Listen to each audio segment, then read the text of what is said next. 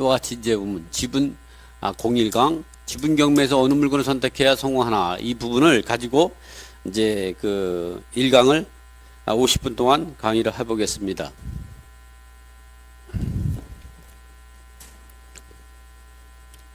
이 내용이 이제 지분 경매 실전 투자의 비밀에 45페이지에서 73쪽에 있는 내용입니다. 교재 45쪽에서 73쪽을 50분간에 이제 하게 되는데요. 자, 이 강의 인터넷 강의 들으신 분들도 입장에서 보면은 이게 이제 가릴 수가 있으니까 이제 이거는 치우겠습니다.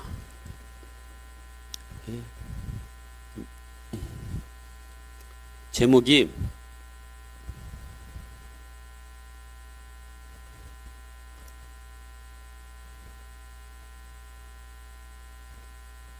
제목을 제가 뒤로 봐가지고 제목을 없애요. 이 제목 때문에 그 강의 내용이 안 보일 수가 있으니까 우리가 이제 지분 경매라고 하면 사실은 이제 여러분이 지분 경매에 대해서 관심을 갖게 되는 이유가 보면 이제 그 아파트가 그 완전한 그 물건이라고 그러면 그게 그렇게 복잡하지 않고 특수물건에 해당되지 않으니까 입찰가가 높아지겠죠. 그래서 그런 부분들을 우리가 저렴한 가격으로 사기 위해서 이제 지분을 갖다가 그 공부하고 지분에 투자해서 그래서 이제 하게 돼. 그런 경우를 보면 우리가 이제 보면 그래서 이제 지분을 투자할 때 우리가 생각해야 되는 부분들이 어떤 게가 있느냐. 예를 들어서 부동산, 부동산이 될 수도 있고 뭐 아파트라고 가능하면 이 아파트가 예를 들어 삼성 레미안 아파트다. 삼성 레미안에서 이 표창장 주겠는데 그러지 않겠어요? 네?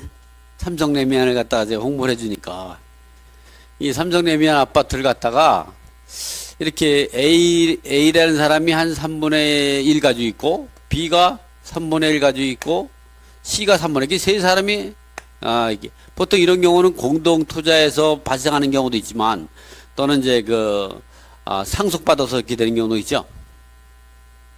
또는 이와 같은 경우도 있고 A가 2분의 1, B가 2분의 1 이런 경우는 부부간에 공동으로 이제 매입했다든가 아니면 뭐 공동으로 상속받았다든가 이런 부분들이 생길 수가 있죠. 또는 뭐 기타 보면 뭐 A 지분이 3분의 2가 될 수도 있고 B 지분이 3분의 1이 될 수도 있고 이렇게 다양한 사례가 나오죠. 어쨌든 이와 같이 아파트가 A가 3분의 1, B가 3분의 1, C가 3분의 1일 때 또는 이게 A가 2분의 1, B가 2분의 1 이런 상태에서 우리가 이제 이 지분을 지분 경매로 낙찰받았다. 낙찰받았을 때 우리가 이제 지분에서 지분이 재미있는 게 왜 재미있냐면은 기본적으로 이런 아파트를 낙찰받았을 때도 해결이 빨리 되는 거죠. 왜 그러냐면 항상 매수자가 기다리는 것 같아요. 누구냐? 우리가 이걸 낙찰받으면 이 B 입장에서는 어떤 생각을 갖겠느냐? 자기가 그냥 B 지분을 팔고 이사를 가든가 아니면 이 A 지분을 사든가 자기가 본인이 이제 A가 이제 예를 들어 남편이다. 남편이 이제 채무가 많아가지고 어차피 지분 경매되는데 B가 이제 공이자 우선 매수하면 되는데 사실 살다 보면 왜 이렇게 바쁜지 몰라요. 그러다 보니까 공이자 우선 매수라는 거 뭐 제도가 있는지도 모르는 경우도 있고 있다고 하더라도 여기 할 수도 있고 또 있다고 하더라도 돈이 없어서 못하는 경우가 있고 어쨌든 그랬을 때 우리가 요거를 낙찰받았을 때 이 사람이 낙찰받은 사람이 C다. C 지분을 매수할 수가 있죠. C 지분을 매수할 수 있죠. 근데 여러분이 이제 이게 A 지분을 낙찰받아 가지고 C가 요 지분을 B한테 매도할 때는 바로 뭐 잔금 납부하기 전에 거래가 끝날 수도 있죠. 그리고 여러분이 복등기라는 거 아세요? 복등기? 이런 경우는 복등기가 이룰 수가 있죠. 복등기. 복등기는 뭐냐면 C가 낙찰받고 나서 잔금을 치르기 전까지 잔금도 누가? B가 대신 치러주는 거죠. 누구 이름으로? C 이름으로 소유권, 낙찰자가 C니까 C 이름으로 소유권 전등기하고 다시 B 이름으로 소유권 전등기 하면서 돈이 어떻게 돼? 은행에서 대출 받아야죠. 그러니까 여기서 복등기 어떻게 이루어지냐? 1차적으로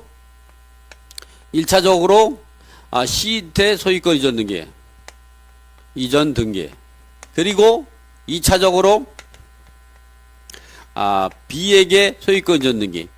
3차적으로 돈이 부족하니까 그 국민은행이라고 또 국민은행이 또 칭찬해 주겠네. 국민은행이 또 칭찬해 주죠. 이런 거 할 때는 웃어야 되는 거예요. 예. 국민은행이 또 건재당을 설정을 할 수가 있어요. 이렇게. 그래서 이렇게 이런 식으로 해서 복등기가 이루어지죠. 이 3차적에 은행에서 대출 받을 때는 어떻게 했냐?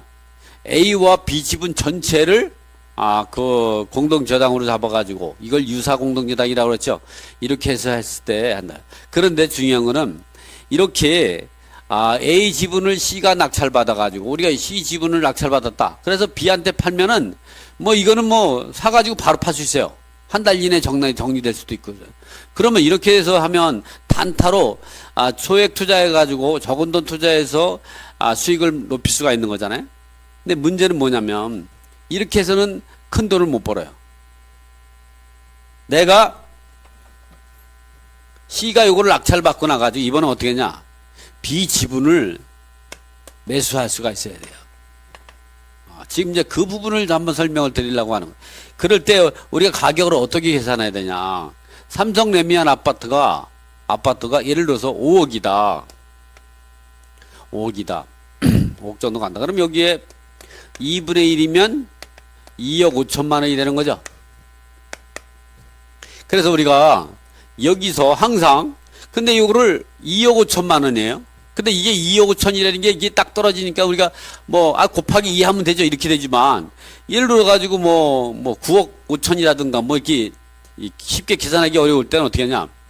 나누기 2분의 1 하면 돼요. 그러면 그 전체의 감정가가 나오는 거죠. 전체 감정가. 그래서 우리가 보면 여기서 어떻게 보냐면 부동산이 감정 가격이 시세보다 거래되는 시세, 매물 시세, 거래 시세보다 감정가가 높다. 그럴 때는 어떻게 하냐? C가 B한테 자기 지분을 파는 게 유리하겠죠. 이건 분명한 사실이에요. 그러나 반대로 우리가 근데 이렇게 감정가가 거래되는 아파트 가격보다 높게 감정평가되어 있는 경우는 어느 시절이냐? 부동산 가격이 많이 올랐다가 가격이 떨어질 때. 지금 같은 경우는 우리나라 같은 경우는 이제 서울을 빼고 나머지 지방 같은 데는 가격이 다 떨어졌기 때문에 지방 같은 데는 지금 새로 감정한다 그러면 감정가가 시세보다 높게 평가되죠. 그럴 때에는 내 지분을 상대방한테 파는 게 좋아요. B한테. C가 B한테 파는 게 나아요. 그러나 대부분이는 서울 같은 경우는 지방은 이런 현상이에요. 그러나 서울 같은 데 어떡하냐? 이 감정가보다 거래되는 시세가 얼마나 차이 나냐? 뭐 적게는 뭐 5천에서 많게는 뭐 한 2억 이렇게 또 차이 나요, 이렇게. 이럴 때는 어떻게 했어요? 내가 C가 B 지분을 매수하는 방법이 좋다. 왜냐면 우리가 왜 감정가가 중요하냐면 여러분이 이제 협의가 뭐 잘 되지 않겠죠? 지분을 낙찰받아 협의가 안 됐을 때는 여러분이 쓸 수 있는 카드는 공인물 분할 소송을 하게 돼요. 그러면 공인물 소송 과정에서 조정을 한 3번 정도 거치게 되거든요. 그 전문 조정관이 나와가지고 하게 되고 그렇게 되면 그때의 기준이 되는 게 이 감정가가 기준이 되는 거예요. 내가 사고 싶은데 상대방이 거부해도 그거는 조정으로 끝나요. 그때의 기준은 이 감정가로 되기 때문에 이럴 때에는 내가 공인물 분할 소송에서 조정 과정에서 이 감정가로 이 매도 청구하면요 싸게 살 수가 있는 거예요. 그러면 이 A 지분 2분의 1 C가 얼마예요? 감정가보다 감정가 이하로 샀겠죠? 그리고 이것도 감정가로 사면 어떻게 돼요?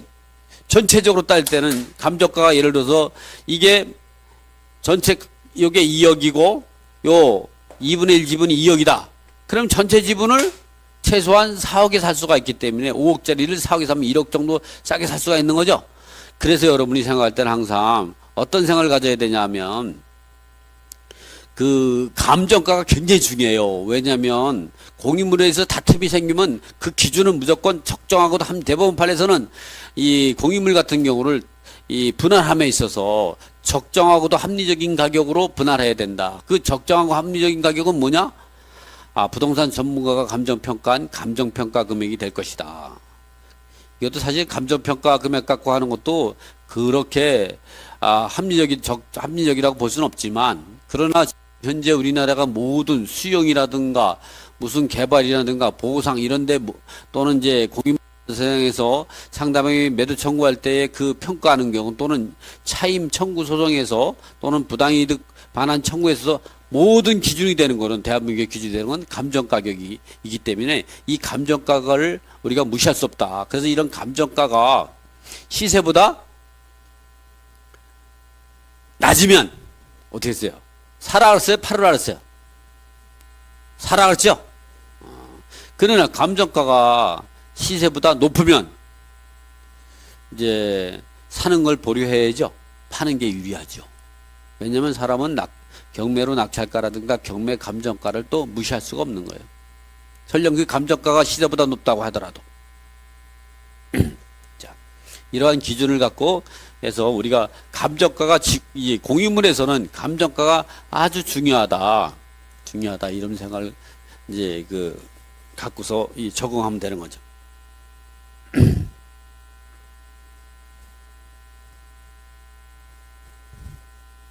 지금 우리가 45페이지에서 73페이지를 이제 공부하고 있는 거거든요. 45에서 73페이지 쪽을 하는 겁니다. 자, 그러면 우리가 이렇게 지분 경매에서 이런 지분 경매 물건을 선택해서 투자해라 이 부분에서 첫 번째 사례를 보면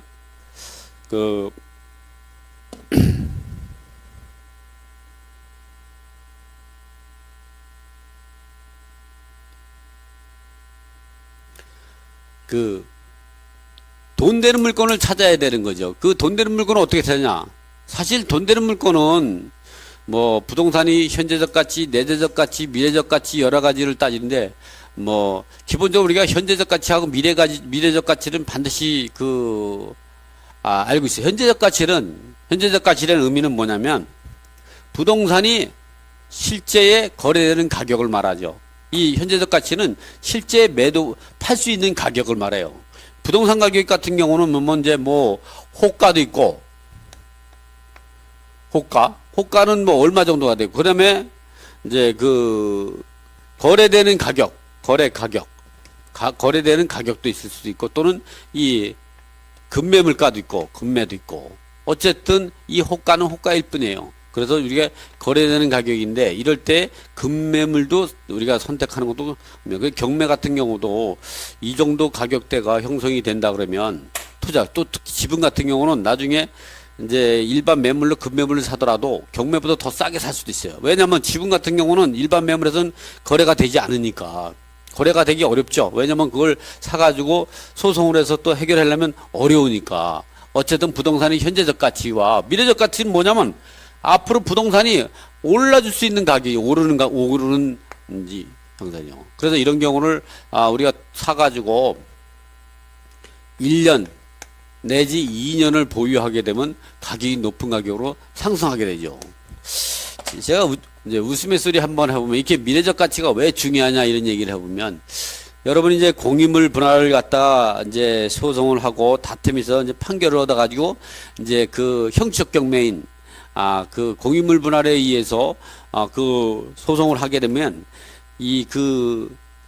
경매에 붙여서 매각 대금을 갖고 경매 비용을 뺀 금액을 갖고 각자의 지분비로 나눠가자라 이런 판결을 줘요. 그럼 그걸 갖고 이제 형식적 경매를 넣게 되는데, 그러면 형식적 경매 넣게 되면 그때는 이제 모든 공유자들이 이해 당사자가 되는 거잖아요. 그러면 거기서는 공유자 우선 매수권이 없습니다. 그래서 그런 경우가 진행이 되면 여러분이 이제 보면 그 과정에서 그 물건을 갖다가 매수할 수도 있고 팔 수도 있고 이런 전략적인 문제가 나오는데, 어쨌든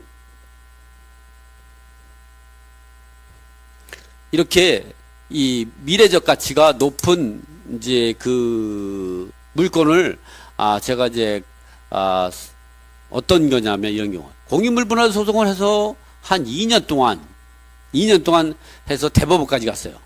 1심, 2심까지 가고, 그리고 그 판결을 받아가지고 경매를 신청했는데 2년을 걸렸어요. 그러니 여러분도 생각했지만 지분 경매로 낙찰 받아가지고 이익을 좀 얻으려고 했다가 2년씩 걸리고 해결되고 막 이러니까 얼마나 머리가 아프겠어요. 근데 여러분이 그 사람이 돈을 많이 벌었어요. 나 그런 사람 한두 명을 보지 않았어요. 이제 지분을 낙찰받고 나서 자기가 나홀로 소송하려고 본인이 직접 그 소송을 하는 사람이 많아요. 제 지분 경매 실전 투자의 비밀 보면 소장 쓰고 그런 거는 그냥 편하게 할 수가 있어요. 보고만 그냥 따라만 하면. 그러니까 그렇게 소송을 많이 하는 사람이 있는데, 결국은 뭐냐면 그렇게 하다 보면 2년 3년 걸리는 거죠. 그런데 그런 사람들이